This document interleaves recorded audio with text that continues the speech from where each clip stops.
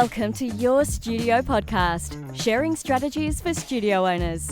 Chantel Bruinsma and Michelle Hunter are co-CEOs of Studio Evolution, an online global community for studio owners who run dance, music, acting, visual arts, yoga, Pilates, even woodworking businesses. Over the last decade, they have transformed the lives of thousands of studio owners, helping them to create wildly successful and profitable studios, giving studio owners the life of their dreams. So welcome home, grab a cuppa, let's get started. Hey team, how are you? Chantel here. We have got a very special bonus episode of Your Studio Podcast for you today, and that is an interview. A few weeks back, we did the Enrollathon, which is our once-a-year gala event for studio owners, and one of the participants followed the specific little things we shared to do each day, and they added $50,000 revenue to their studio in just 5 days. It's like nothing to sneeze at. In fact, she was overwhelmed with kind of inquiries and having to kind of connect with them. So in this interview, you're going to hear Kathryn Raats from Western Australia talk through how she kind of re-engaged people who'd inquired at her studio from even 4 or 5 years ago and what worked for her in terms of getting them enrolled and into the business. And she also shares some incredible statistics on what growth she's seeing in her studio right now, even to the degree of earning the most unbelievable pre-tax profit stats that I've heard of any studio owner achieving. So she's doing incredible things in her business, and it is an inspiring story of just what's possible to change in your studio in just a few years. Kathryn's one of our graduates of Studio Evolution, so she's been through our 2-year program, and now seeing what she's achieving in her business is just the greatest thing to watch. So please tune in, enjoy this episode, and if you want to kind of find out more about joining Studio Evolution, all you got to do is go to studioevolution.com/begin, and you too can start experiencing these life-changing results in your studio. Enjoy, get yourself a cup of tea. This is a great chat, and see you next time. Hello. Hi, everyone. Welcome to this beautiful little chat with one of legitimately one of the most precious studio owners we've worked with over the years, someone we just adore and are so proud of. This is a studio spotlight with Kathryn Raats from Western Australia. And we're just going to have a little bit of a chat today because, Kathryn, you had a bit of a dynamo enrollathon a few weeks back, and we just love seeing your results, so we'd kind of be able just to check in and see what's been happening for you and like what's been working right now. How are you, lovely? I'm really good. How are you? I'm so good. It's really nice to see your face. Yeah, right back at you. Yeah, it's good. So enrollathon was big. That was fun for you. Wow. Yeah, it was the kick up the pants that I needed. So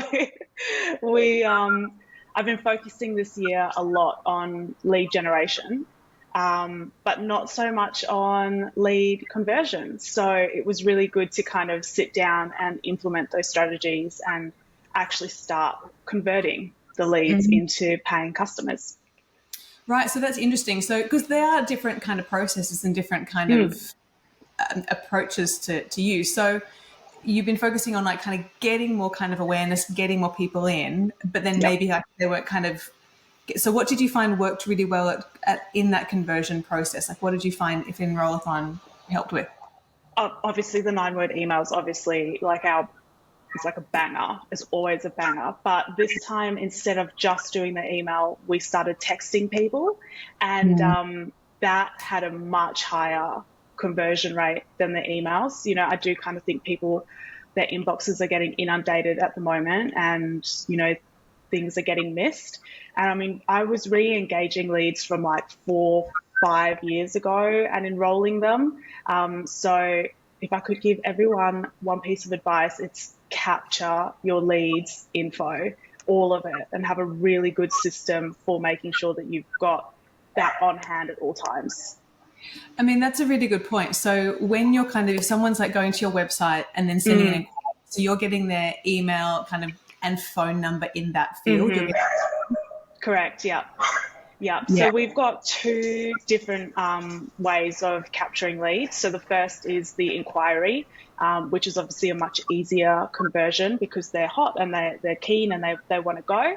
But the other thing that we do is an info pack, which is where a lot of our leads come from as well. And originally we were just asking for an email address for that. The conversion rate was really low on those. But then when we added the option to add a phone number, you don't have to put a phone number in to download an info pack. People just put their phone numbers in. So now we're converting those leads at a much higher capacity. And the info pack was crucial because I think towards the end of last year, like November, December, lead gen was dire. I think we had like 12 inquiries come through. And this last month, we had about 146. Wow. And Yeah. so what do you feel has been the shift? What do you think it is? I think it's the info pack, it's the copy, it's the way that you're engaging your clients, it's the way that you're setting everything out, and then it's the nurture sequence afterwards. Yeah. So nurture sequence, what we mean by that is like once they've actually inquired, having a series of kind of pre-scheduled emails that go out that they're going to receive. So you don't have to do the follow-up. You've been really strategic in the different angles correct. of kind of connecting and stories you're telling. Oh. Yeah, it's really juicy. I love it. And so are you using to send the texts out? Did you kind of use a software, like an SMS software? Yeah, we've got a CRM. We just use a white label CRM called Go High Level. It's amazing. I'm not pitching it or anything, but it's great. And the thing that I like about it is that you can text directly through the CRM, but you can also automate your texts to be part of your nurture sequence. So like now when we're doing a check-in email as a part of our follow-up, I don't send it as an email anymore. I send it as a text to kind of get that engagement in. Yeah. And then does that kind of store their response in the CRM so you can actually see the thread? Correct. Yeah. Mm-hmm. So you're probably doing like a broadcast. So in terms of like sending that kind of text out, it was just like select it all. So it was probably like a 10-minute process. Yeah. Not even. Yeah. It's like 2 seconds. Yeah. Bloody brilliant. And so with the 9-word email, we actually got that automated into a follow-up sequence now. So that happens for everyone who inquires, they're going to get it at week 3 or 4 or something like that, or longer, whatever it is. Yep. And then when they go into, like, if they don't convert from like that new lead into a current student, then their tag changes to something like cold lead and they go into a different nurture sequence. And then that 9-word text comes through in different variations about every 3 to 6 months. In different variations. Oh, I like that. Yeah. Ooh. Are you doing that kind of seasonally, kind of like aligning it with the year and doing broadcasts, or you kind of just made it evergreen so that you could just kind of pretty much smart. Yeah, I'm a big fan of evergreen. I don't have the capacity to keep up with the changing seasons. So, so just everything's automated as simple as possible and then just, different language variations. And look, I know once you sent these texts out, then life got a bit busy. Then kind of life got a bit like, I've got lots of things to connect with. And how did that process for you? And what did you learn and observe then? Panic was my first emotion because it was just like this influx of leads. And I was like, and now I actually have to follow these people up and like actively do things with them. And I realized that we had a massive manpower issue if we're going to be dealing with like that kind of level of lead engagement. So at the moment, I've got the wonderful Kiara, who, she's my 2IC, my right-hand woman. Like we've been in it together from the very start, and she's always been the one who's been managing our leads. But it was too much for one person. So now we're kind of doing it side by side, and I'm just seeing how that goes and what the workload is like before we bring in another lead nurturer to support her. So she's kind of in an admin role. So she kind of oversees, like she's like a manager type thing, but then part of her role is doing inquiry management. This is actually demonstrating, that could be a whole other separate role. role? Yeah, correct. So she's actually our adventure architect. So her whole role is to support the clients and to craft their music journey from enrollment through to withdrawal, essentially. So that's why it kind of makes sense for her to be that first point of contact. But yeah, 146 leads for one person is absolutely insane. Bonkers. Yeah. And Kiara and you were kind of in the trenches, kind of typing away. What did you find, like, when you've got this kind of like little micro kind of process of what was the kind of thing that was it something you said or something you invited, or kind of what did you find? Was there a trend in kind of in that optimizing that conversion? I think the follow-up was really important. So that whole kind of connect first is like vital. And just by changing our language ever so slightly, and then obviously having templates set up and things like that. So when we were responding to messages, we could just do it as a template as opposed to having to write everything out. And it's all obviously in the CRM. So it's a snippet and we can literally just click the template and it sends off. And, just having all those little shortcuts. But I've had to build those out over the last month because they weren't all in there before. So during the actual enrollathon, labour was super heavy. And now following up after the enrollathon, our actual like human contact time is significantly less. Like our goal is to get them on the phone. If we can get them on the phone, we can convert them super easy. So changing those little things, I think, has been essential. Do you know, I think it's fascinating as well. Like, you've had this massive surge of leads. And what many people would consider the low point of the enrollment calendar in terms of the Australian year, right? So for the Northern Hemisphere people who are watching, this is the equivalent of having a mass intake of 147 new inquiries in like February. It's kind of like not a time you traditionally enroll a lot of people. For August here in Australia was not a peak time. And it just kind of goes to show, like, the stories we tell ourselves are like, oh, well, it is what it is, right? Like, I'm kind of going to wait till, we start the new year. Like, no, they were there waiting to be scooped up, right? 100%. Something else that we've done, which has been quite interesting, is we've moved away from the school term calendar. So we now run on an annual calendar and just break up for 2 weeks over Christmas. So we don't have that kind of term-based mindset anymore. And I think that that's been really important to stopping us from going, we'll wait till next year. I know that next year we're going to have a massive influx of new students, but we've still got up until, the week before Christmas, solidly, no school holidays between now and then. So it's been a mindset adjustment for us as well. That's really interesting, hun. And that's been, so classes run throughout the year, right through, and for your teachers? Right through. Run right through. Yep. Yeah. Wow. It has variations each month. So the last week of the month is usually a quiet week for us. So it's when we do all of our group sessions or a concert or things like that. So there is kind of downtime for our mentors. We're always encouraging them to take time off and leave and those types of things as well. But it's been essential in ensuring that there's revenue all year round, because not having revenue for 12 weeks is insane. And we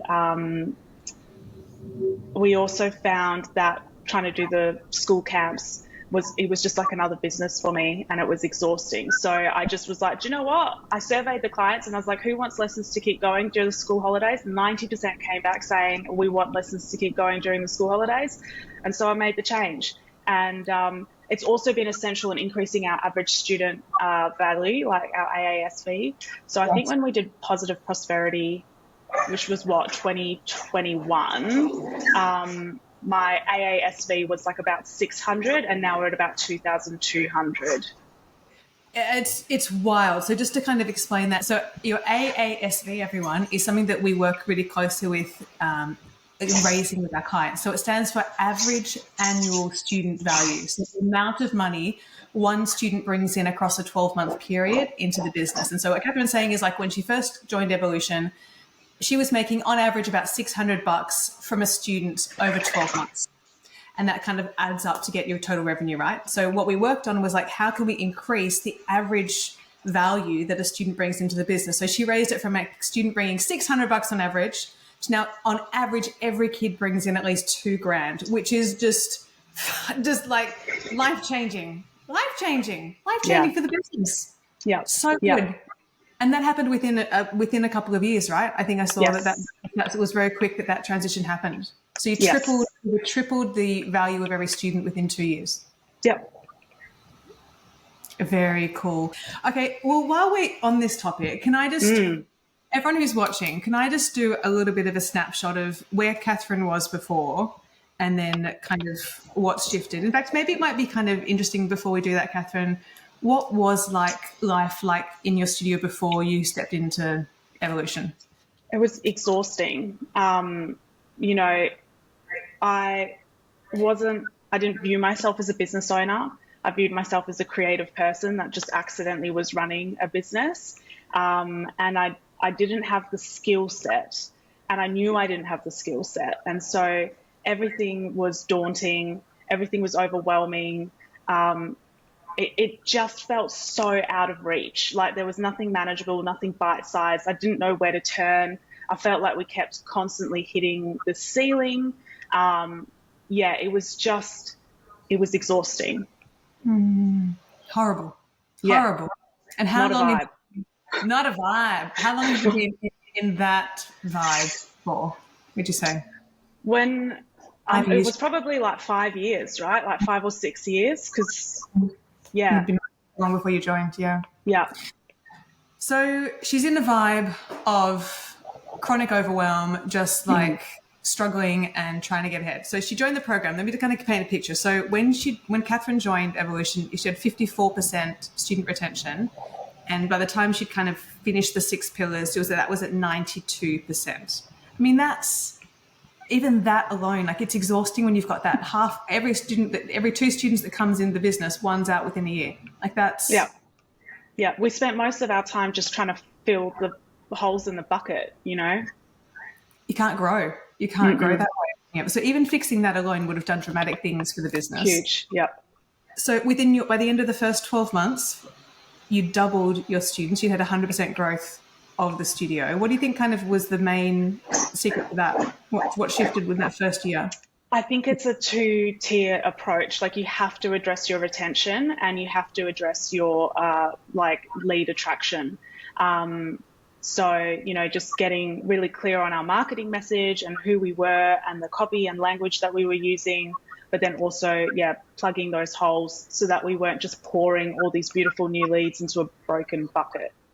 This is it. This is, I think, probably one of the biggest. And like actually finding out what your retention stats are. Most studio owners think, oh, it's okay. And we've got lots of, when you actually sit down, it can be quite scary. And it can be, honestly, the hidden thing that is sabotaging the majority of studios. Like you don't have good retention, you're not going to grow the business. And you can work as hard on marketing as you like. Yeah. You can put all of your effort into marketing. Your retention's not good. You're still kind of screwed. Yeah. There was a time when you enrolled 90 new students in 4 weeks. That would have been a season, like unbelievably. You were kind of achieving, quarterly profits. This is back in the day of, $20,000 profit. Plus you also gave yourself a huge pay rise by like $35,000 to up over $100,000 salary. You dropped your workload from, I'm not sure what it was, but down to only 16 hours a week. It was like, I was working like 12-hour days. Right. And were you teaching a lot as well? I was, yeah. Yeah. And so now how much are you working around about, would you say? At the moment, I only work like 3 or 4 days a week, and probably from about 10 a.m. to 3 p.m. And then I teach one afternoon a week, but that's for me. It's not because I have to. It's because that's why I did this in the first place. Yeah, it still keeps your heart happy. Yeah. So you're 3 4 days a week for 5 hours a day, so still kind of like 15 to 20 hours a week. Yeah, yeah. Wow. It's just, have you had that moment, Kathryn, kind of when you actually feel like I've kind of done it, I've kind of made it? Have you had that moment? Where were you when you had that? It was last week, so it took me a while. It took me a little while to get there, but I was saying to you earlier, Chantel, that we've just brought on a CFO, and he gave me my forecast for this next financial year, and our pre-tax profit margin is going to be 36% by the time we get to the end of this financial year. And I was like, oh, okay, we've done it. So we've gone, I think in the year of COVID, we made like the most heinous loss. Like, I think our wages were like 102% of our revenue that year, which was not good.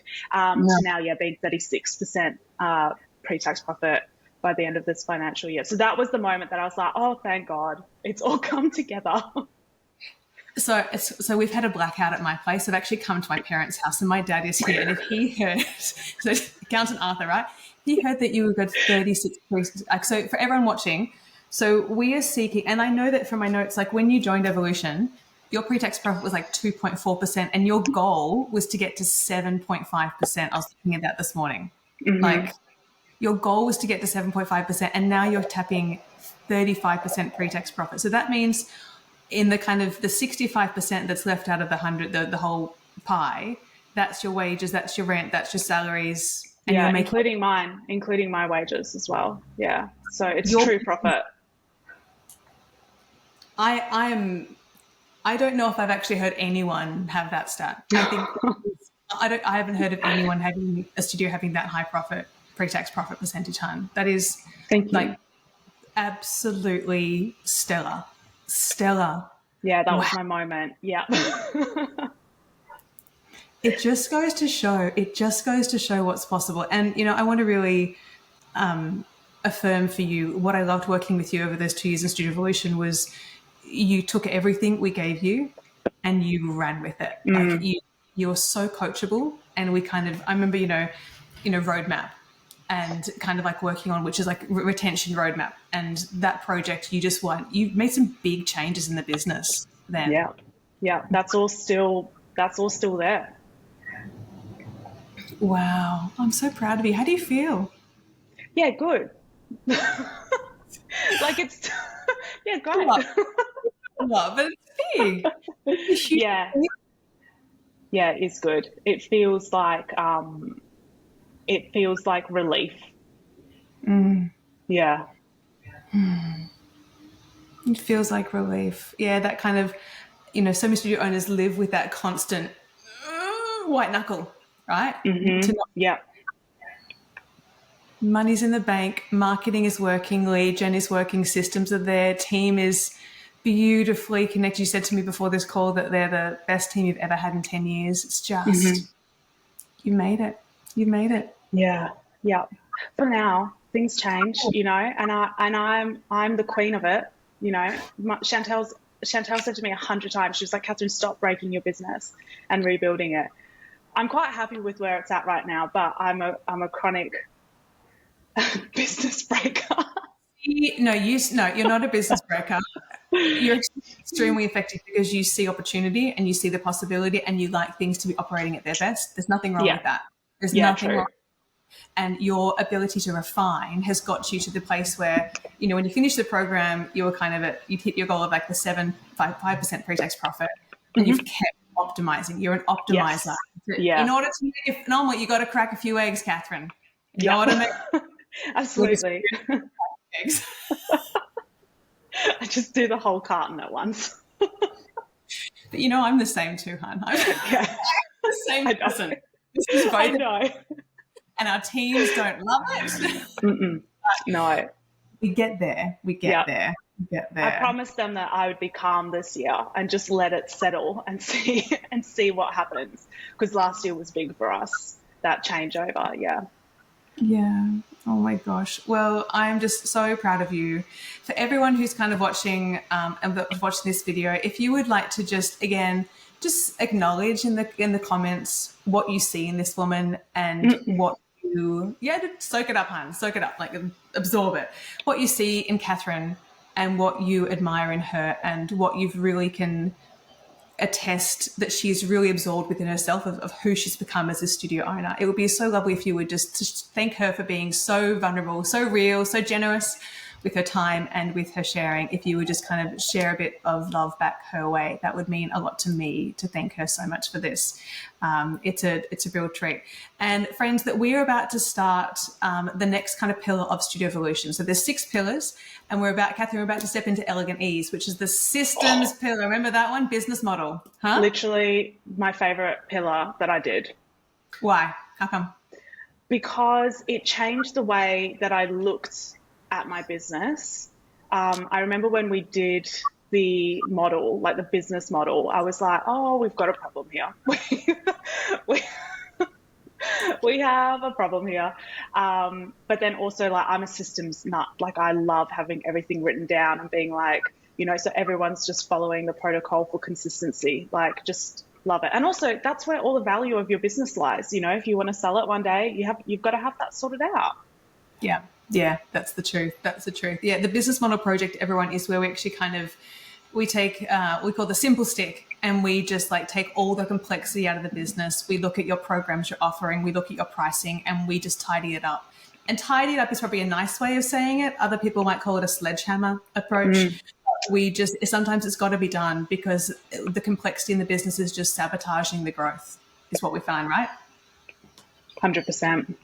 And people need to hear it as well, because like, you don't really open yourself up to the chance that the business can actually be thriving and successful, because I think there is that narrative of like the struggling studio owner, and we self-sabotage all the time.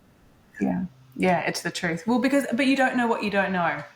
And that's the reality, right? Yeah. That's the reality. So good. So we're about to step into that. So if you would like to kind of find out more about Studio Evolution, see if it's a good fit for you, and kind of, again, see radical growth in your business and have your life changed as a result, all you got to do is go to studioevolution.com/begin and chat with one of our grads who's been through the program. We can tell you all the details and take you through walking into this beautiful program. And hopefully in a couple of years, we'll see you on one of these screens. Thank you so much for everything. Like, like when you don't know what you don't know, like, you can't fix any of it. And I still go back to my evolution drive. And yeah, so like just all those things have become so like embedded in our culture. It's beautiful. It's just great. Yeah. It's the best, hun. It's the best. Kathryn, you're such a treat, and we're so proud of you. Congratulations, and thank you very, very much for sharing with us today. Thank you for having me. Love what you hear? Make sure to hit subscribe so you don't miss an episode, and leave us a review. Interested in working with us and want to find out more about how we can help you? Head to studioevolution.com/start.